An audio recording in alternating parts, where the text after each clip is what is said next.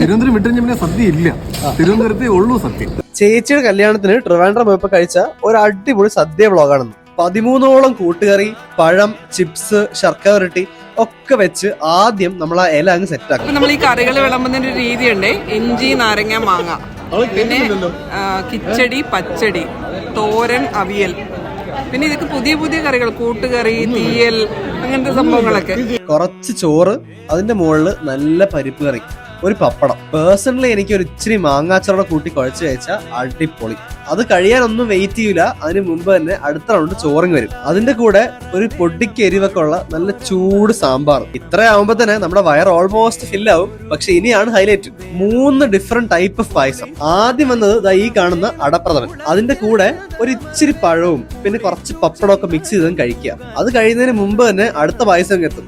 Second പായസം ഈ കാണുന്ന കടല പായസം കേട്ടോ. ഇനി അടുത്തത് ട്രിവാൻഡ്രത്തിന്റെ ഒരു സ്വകാര്യ അഹങ്കാരം എന്നൊക്കെ പറയുന്ന ബോളിയും പാൽപ്പായസം. ഇത്രയും കഴിച്ച് വയർ നിറഞ്ഞിരിക്കുമ്പോഴായിരിക്കും പിന്നെയും ചോറ്. ഈ റൗണ്ടിലെ കറി എന്ന് പറയുന്നത് പുളിശ്ശേരി അല്ലെങ്കിൽ മോര് കറി, രസം, അതൊക്കെയാണ് കേട്ടോ. 7 വർഷം കഴിഞ്ഞിട്ട് കഴിക്കുകയാണ് അടിപൊളി. ഞാൻ പേഴ്സണലി 3rd റൗണ്ട് ചോറ് വാങ്ങിക്കാറില്ല. പകരം കയ്യിൽ കുറച്ച് മോരോ രസമൊക്കെ വാങ്ങിച്ചു കുടിച്ചിട്ട് ആ ഇലയും മടക്കി വെക്കും.